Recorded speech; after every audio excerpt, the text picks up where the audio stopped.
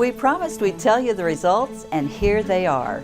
Over the last weekend of April, the Paradise Prayer Warriors earned a second place award at the North American Division Pathfinder Bible Experience held in Rockford, Illinois.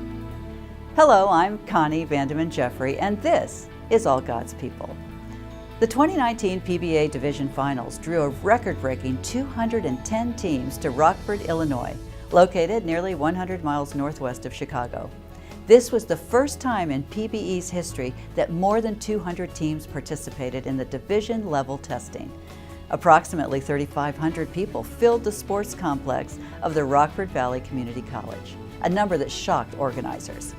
In the middle of the testing floor of 210 teams was a sign with the number 137. It was next to a small team from the Northern California Conference, the Paradise Prayer Warriors. The Pathfinders are members of the Paradise Seventh-day Adventist Church, which is located in a region of California that experienced the deadliest fire in the state's history. The fire started November 8, 2018, and destroyed more than 18,800 buildings and claimed the lives of 85 people. The fire not only burned the church, but the homes of nearly every Pathfinder in the church.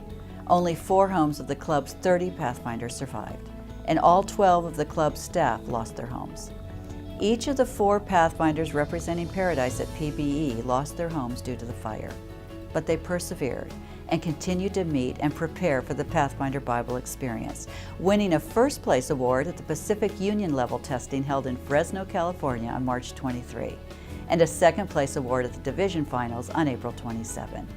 Congratulations to all the Pathfinders who competed in the Pathfinder Bible Experience. A link to the article and video from the NAD is in our program bulletin. Now here's a church that made a real difference in their community recently.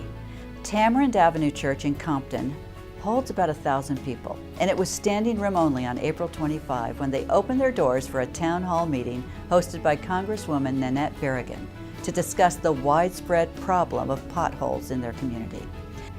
News stations from across Southern California were there. The city mayor and council members were sitting in the pews, and 5 high-level city officials were sitting on the panel with Congresswoman Berrigan at the podium. The crowd at times became loud and unruly, but the Congresswoman was able to calm everything down until near the end of the meeting. An angry man stood up, yelling and encouraging the crowd to walk out. He started to leave, then he turned around and started walking back towards the podium. The Congresswoman was silent because this man was walking towards her and encouraging the crowd to be hostile.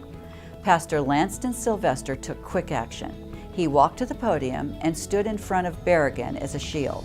Pastor Sylvester firmly yet kindly asked for respect for the Congresswoman and respect for their house of faith, the same as they respect their own houses of faith. He said, "We understand disappointment. We understand disagreement. We opened up our church because we care about our community." Then the majority of the people began to applaud. The anger left the room.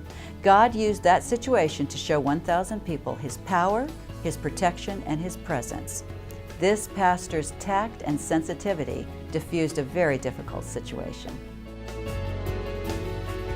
There's a remarkable young lady I'd like you to meet. She's our Pacific Union Communication and Community Engagement intern, and it's been an absolute pleasure working with her for the past 2 years. I had the opportunity to ask her a few questions about her work, what matters most to her, and her passion for Jesus.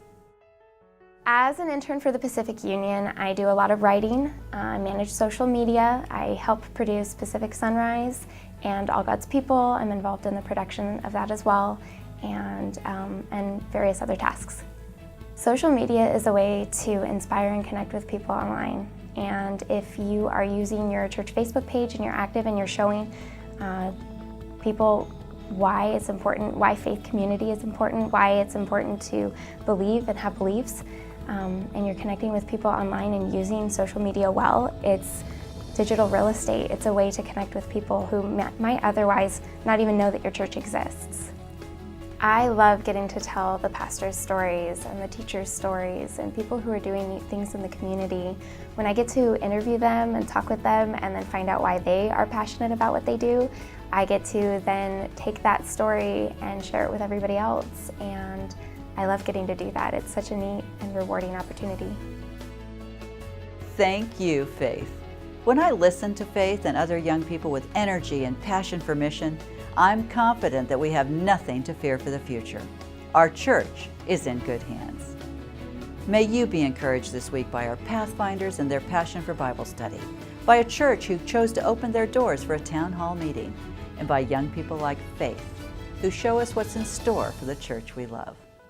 For all God's people, I'm Connie Jeffrey.